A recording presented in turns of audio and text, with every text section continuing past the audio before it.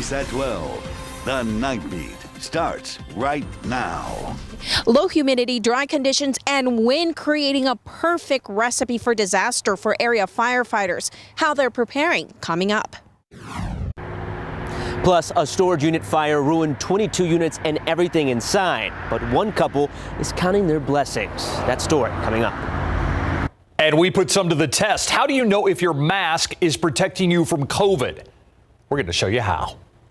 Plus, as her daughter battles cancer, a local mother is urging everyone to roll up their sleeves. And we're going to explain how you can help coming up. But first, San Antonio is expecting some strong winds in just a few hours. And if we see flames like the ones that we saw near Somerset, that could really be trouble. Yeah, we also saw those flames spread through a storage unit facility in San Antonio today. We have team coverage along with meteorologist Katie Blake tracking when that wind is expected to arrive in our area. But first, we're going to begin with the night team's Patty Santos. Patty, firefighters had to fight that fire near Somerset today with fire. So did it work? Yeah, they had to set up a controlled burn because they were afraid that the wind would push another fire back towards town right in the path of the fire station. Now, all of that work that they did to try and put out the fire was really just a warm-up because while area fire departments are really hoping for the best, they're telling me they're prepared for the worst. Being that it's so dry, it was just gushing on fire. And Nancy Trevino is grateful the grass fire along 1604 near Somerset spared her home and 4 others. The fire line fueled by tall, dry brush came near several homes and farms, but the windy and dry cold weather ahead is sparking more fear. There's always a worry. You don't want nothing to spark up your grass. It'll catch very quickly. Bexar County fire crews built a backfire to protect all those homes on the path of the fire line. In this intentional fire that firefighters just set, they're actually building a fire around this remaining vegetation here so that they can make sure that it does not become fuel for any future fire. It's a red flag warning, so no outside burning whatsoever. With wind gusts expected to be as high as 50 miles an hour overnight, San Antonio firefighters and surrounding counties are standing by ready to deploy its seasoned wildland team. We have resources from around the state we can call on. Hopefully we don't need that. They're warning those with brush around their homes to be on extra alert. Something as simple as driving through that can heat that grass up and spark a fire. So there's obviously keeping vehicles out of the high grass. And no humidity and no rain has really caused this. Listen to that. That is a crispy source of fuel all around this area. And we witnessed just how fast this can burn. That controlled fire there went up within a matter of just minutes. Steve, Stefania. Yeah, that dry, brittle brush certainly tells the story. Our team coverage continues with meteorologist Katie Blake now. Now, Katie's tracking those winds and the red flag warning that's in effect. Katie, tell us about that. Yeah, so some folks around San Antonio and Bexar County, especially if you have the KSAT Weather Authority app, you got a notification earlier this evening that a red flag warning was in effect. Previously, earlier in the day, the National Weather Service issued this red flag warning for areas west of 35. But now the rest of the KSAT viewing area has been included. And essentially, a red flag warning is just indicating weather conditions that could lead to fire danger. And this will be in effect until 6 p.m. tomorrow for the entire area. Those weather conditions that could be conducive to fire danger. Wind gusts up to 50 miles per hour. That's what we're looking at starting overnight, continuing through a good chunk of the day tomorrow. Also, as Patty was mentioning, very low humidity and expanding drought conditions. That was a perfect example that she gave. That grass, that vegetation is just brittle and dry to lack of recent rainfall. It's not windy yet, but the wind gusts are coming. The cold front is off to the northwest of the hill country. We've already got wind gusts up in the 40s and 50 mile per hour range from San Angelo there to Abilene. So coming up in the full forecast, I will walk you through the overnight hours in your day tomorrow, let you know when to expect the highest wind gusts. And I'll also have a look at your full forecast. It won't be windy all weekend long. Some nice weather coming up for Sunday and Monday. See you in just a bit. Steve. Thank you, Katie. Now we're going to another fire where stored for safekeeping turned out not so safe today. Flames ripped through nearly 24 storage units. One couple counting themselves lucky in all this. They tell the night team's John Paul Barajas why this could have been a lot worse. A storage unit fire that is believed to have started in one unit spread to dozens more. A total of 22 units were heavily damaged at store self-storage off Blanco and Talavera Parkway. There were no injuries, but the property of many is destroyed. One man we spoke with is counting his blessings. Yeah, we had a really nice Dodge Charger down here in one of the units until just last month. And we just decided to pull it out, and we no longer have a storage unit here, fortunately. Mike and Peggy Sterney explained not only did they have a unit here, their old unit was one of the ones that took on significant damage. Firefighters explained the fire could have been a lot worse if it wasn't for the building having a firewall that kept flames from spreading to more units or another building. But the job was still long. Crews were here for 3 to 4 hours. They had to empty all 22 units affected to check for any hot spots. I think I counted 4 fire trucks and like 3 police cars, and then I heard ambulances. I didn't actually see any. No, personally, I've never seen anything like that. You can still kind of smell it in the air a little bit. Jeffrey Allen works next to the storage units and had a ground view. But from the sky, you could see the response was much bigger. As for what he smells, it's potential hazardous chemicals from what people had stored in their units, according to Fire Chief Charles Hood. We do have some vehicles inside, fuels, pool chemicals, pesticides, all of those things that could be a hazard to us. Also, people's precious belongings that they store in a storage unit. The chief went on to say the total cost for damages is unknown because it will depend on what people had inside those 22 units. As for the cause of the fire, that is still under investigation. On the north side, John Paul Barajas, KSAT 12 News. John Paul, thank you. And now we're going to turn to the pandemic. A new testing site opens at the Alamodome on Tuesday. The federal government is setting it up. It's a drive-through testing site. You do need to register, and we have a link for you on KSAT.com. Yeah, the rise in cases also has more than a dozen state lawmakers putting a call out for even more nurses for our area. Bexar County already has 400 extra healthcare staff, but the stress is rising even higher. Take a look at a graph we started with the new year with 405 people hospitalized. Right now, there are 1,028 patients hospitalized. That's just in 14 days, that jump. 214 people are in the intensive care unit, 76 on ventilators. No new deaths were reported, but another 3,700 new cases were reported today. And that's exactly why it's so important to wear masks. You know, some people are using KN95 masks or N94 masks, or maybe you're combining surgical and those cloth masks. But if you're reusing them, Metro Health wants you to make sure that they actually work. Dr. Jinda Wu says that you have to test the fit. Listen. You're cupping your hands over your mask and then breathing in, or blowing out, and you're seeing how well everything is sealed at that point. Yeah, that's really important because loose straps are a sign that the mask that you're wearing may not be protective enough. Dr. Wu is aware that everybody has a different face shape and size. Some people also have facial hair, and that's why a second mask could create a better seal around your mouth. Masks not the only tool in this pandemic. Doctors remind you that vaccine and boosters are at the top of the tier when it comes to preventing hospitalizations. Now, we've actually shown you the vaccine clinics that take place regularly in San Antonio, including the one at the Wonderland of the Americas Mall. University Health delivers the vaccine upstairs. Now people can come to the mall for testing downstairs. As a matter of fact, a lot of people have so far. Tonight, a total of 1,953 people were tested. That's just today. The Wonderland of America's testing site will be open from 8 a.m. to 6 p.m. Monday through Friday. It's a walk-up basis only. A reminder, if you do have symptoms, the CDC advises you to stay home for at least 5 days. Okay, so now speaking of the Wonderland Mall, you may not be able to vote there for the March primary. As you well know, it was a polling site last year, and now lots of people are going there for COVID tests and vaccines, as Steve just explained. But it's not going to be, or it may not be, a polling site this year. And 2 other sites that are usually open for you to go and cast your ballots may not be open when early voting begins, which, by the way, is in exactly 1 month.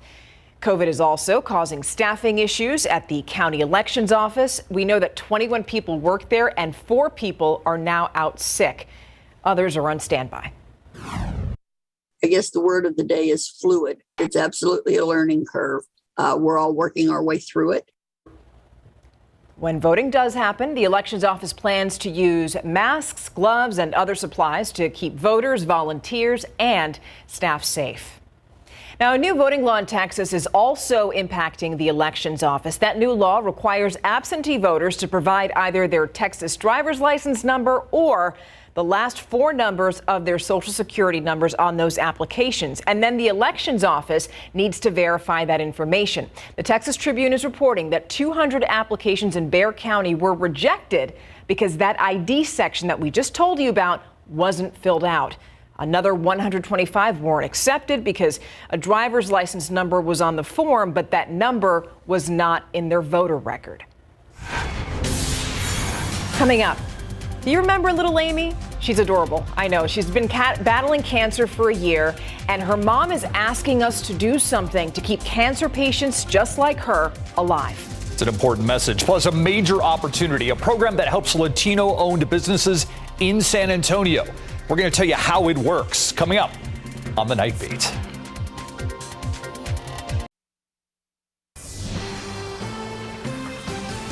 A new initiative helping Latino-owned businesses in our area. San Antonio, one of 6 Latino-majority cities around the country, chosen to take part in this effort. The Aspen Institute helped develop the idea known as the Star West Initiative. It brings with it connections, money, knowledge. Ramiro Gonzalez of Prosper West San Antonio says connecting small businesses with resources at the heart of the new Star West Initiative. It's especially important as business owners contend with COVID-19. We all have our individual programs that we can actually help them figure out how to get capital, how to get a loan to grow their business, how to get a city contract and really start to grow their opportunities. But they're not going to know that if they don't have a way, we don't have a way to connect with them on a regular basis. Other strategies include equipping and training businesses to compete in a digital economy. By the way, the group that Ramiro was with, Prosper West San Antonio, the Point program here in San Antonio. Awesome stuff. So we all know the holidays are over, but a local mom is hoping that we're still in a giving mood. She is urging everyone to donate blood as the Red Cross declares a nationwide blood shortage. We've told you about this. This is a personal issue for this mom because her 3-year-old daughter relies on blood transfusions to stay alive. Can you help me open this? So much has happened since the last time we checked up on little Amy Markovsky. For starters, the 3-year-old just marked 1 year since being diagnosed with leukemia, something her mother, Brandy, still struggles with. This year has felt like 10. When she was diagnosed on that day, it was incredibly difficult. Difficult, but with the support of family, friends, and medical staff, the Markovskys got through it. Go, go, go. There you go. Helping Matters is that Amy is responding well to her treatments. She's received 7 blood transfusions over the last year, which is normal for chemotherapy patients. They make up a chunk of the people who rely on blood donations. But that's what worries Brandy. We can go into clinic tomorrow and, her numbers are so low, she has to get a blood transfusion. And, with the blood shortage, is she going to be able to get one? And that's what scares us. This week, the Red Cross declared a national blood shortage. The organization says not enough people are donating blood. Happy to be here. Happy to help. That's why Brandy took matters into her own hands and this week literally rolled up her sleeves to donate blood. I was scared and I knew I had to do it for Amy and for those who need, because I don't share her blood type. But for those who need it, I wanted to do it. Now Brandy is urging everyone else to do the same. It's one poke and 15 minutes of your time, maybe 30, and you just get through it. And once you're done, you've saved a life. And Amy, if you're watching, we are rooting for you, Princess. By the way, you have a chance to do that tomorrow to donate blood. The South Texas Blood and Tissue Center is holding a community blood drive. It's tomorrow at the AT&T Center from 8:30 to 1:30, but you may want to show up extra early because the first 400 donors are going to get, it's a list of things, really. It's 2 free Spurs tickets, a coupon for a free pint of ice cream, a T-shirt, and $10 in donor rewards. Not too shabby. And if you've been looking for a reason to give blood, yeah, come on. do it for Amy. Yeah, do it for Amy. And all the people like her that are out there. Yeah, we have a lot of accident victims, people with sickle cell anemia who rely on that blood. So it's for a good cause. Absolutely. All right, let's turn to the weather situation because about less than 2 hours from now, we're going to start noticing the winds outside, Katie? Yeah, especially if you're up in the hill country. Maybe closer to 2, 3 a.m. here in town. But by the time you get up in the morning, much different picture out there. Again, mainly in terms of the wind.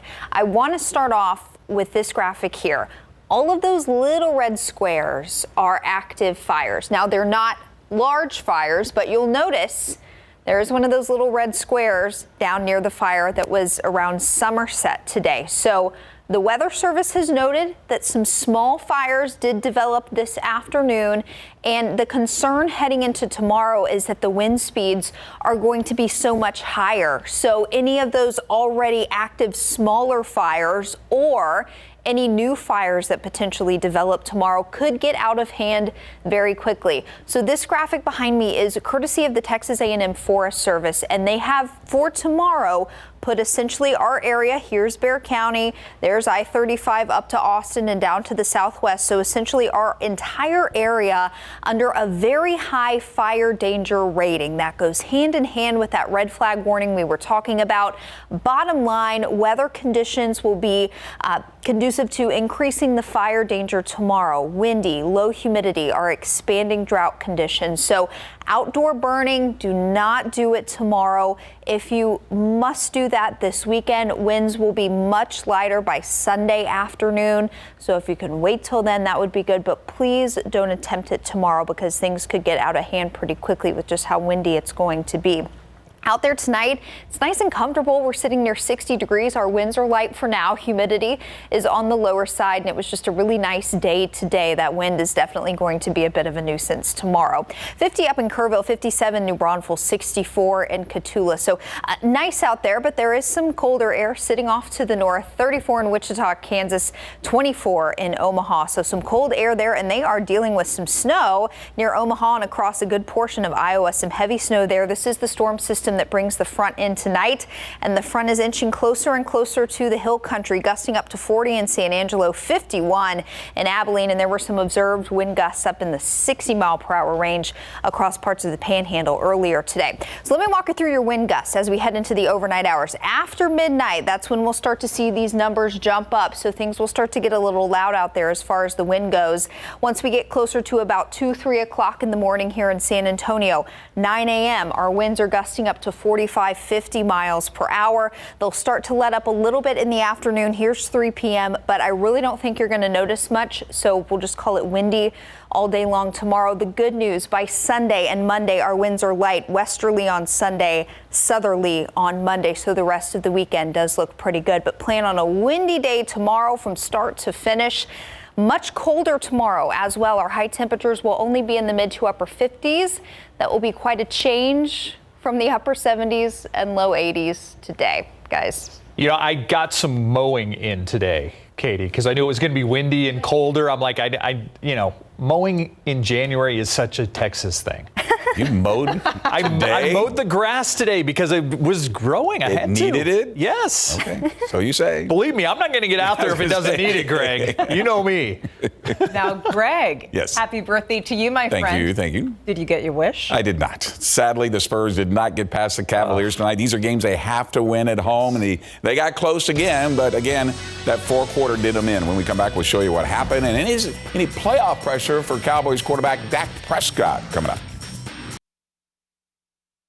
Spurs getting more help as Doug McDermott was cleared from COVID protocol for tonight's game against Cleveland Cavaliers, and the Spurs look to break out of their 4-game losing streak. Spurs off to a slow start again, though, down by 9 before McDermott gets hot from behind the arc. The catch-and-shoot 3 from the left side, then the 3 in transition from the right side. Brendan Forbes was a pair of threes as well to get the Cavs down to 3-point lead, but the balloons back up to 9 going into the second. Forbes sparks the Spurs run when he hits a 3, and the foul for a 4-point play. And look at Murray hustling, fighting for the board, gets the putback, and the foul part of a Spurs 14-5 run. Spurs would take their first lead of the game when Keldon Johnson connects from downtown. When the Cavs close out the quarter on an 8-0 run, they lead 64-59 at the break. Spurs rebound in the third. Keldon Johnson's three puts the Spurs up by one. Jock Landale with a big block at the rim. Spurs turning defense into offense as the ball finds Forbes in the corner, and he's going to put up the three. And the Spurs are up 2 going into the fourth and final quarter. Cavs by 5 now when Devin Vassell forces a turnover and then he just slams it home in the process.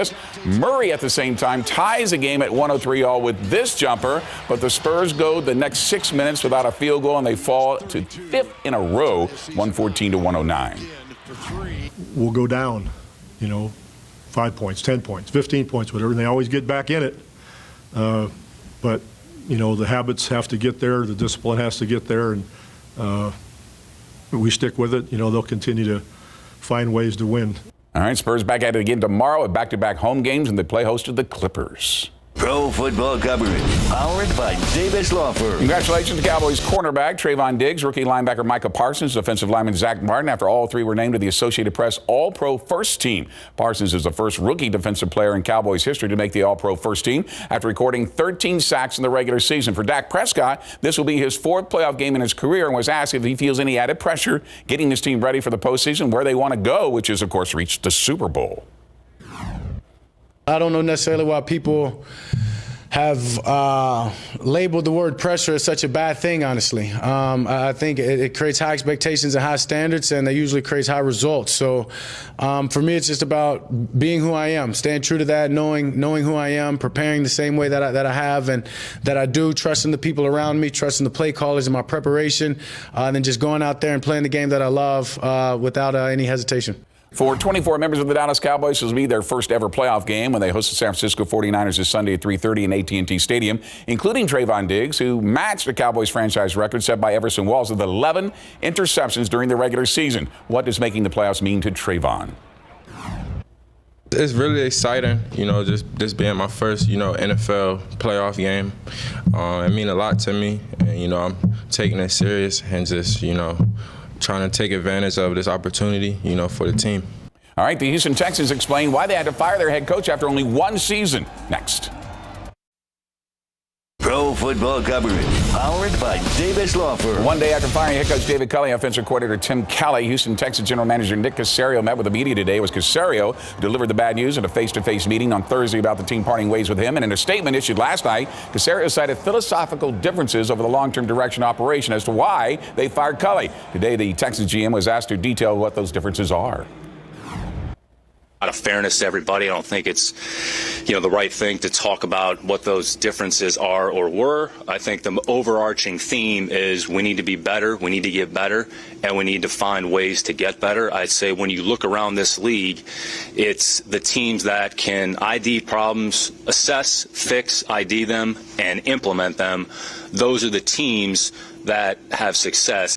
Culley doesn't walk away empty-handed. He leaves with the team owing him $17 million, meaning he was paid $24 million to coach a bad team for 1 year. And interviewing for the job today is fired Dolphins head coach Brian Flores. Boys basketball tonight, undefeated Jefferson taking on Edison Lanier Alumni Center. Mustangs in control early in the fourth quarter. Aaron San Miguel finds Joseph Rincon down low, and he gets it to go off the glass. Jeff leads 41-28. Golden Bears battle back. Drew Christian inbounds to Losaris Zavala, who banks it in. Count it plus the foul. Edison cuts the lead down to 8, but the Mustangs pull away. Josiah Alvarado drains the corner 3. Jefferson wins it, improves to 6-0 in district, 27-5-8, 63-41. Same district, Lanier boys taking on Burbank, Alamo Convocation Center. Vokes rolling in the second half. Jonathan Soto finds Ismael Ortiz behind the arc. He hits the 3. Lanier goes up by 22. Bulldogs still battling. Ball finds Israel Zapata in the corner for a triple, but Lanier just too good tonight. James Rodriguez off the crossover knocks down the 3. Lanier takes it 63-45. Back at Lanier, girls hoops in 27-5-8. Highlands versus Brackenridge.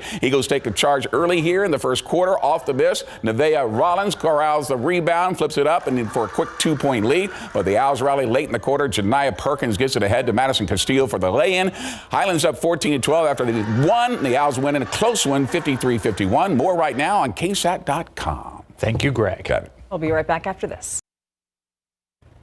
That's it for the Night Beat. Don't forget Good Morning San Antonio at 6 a.m. Have a wonderful weekend. We'll see you on Monday. Good night.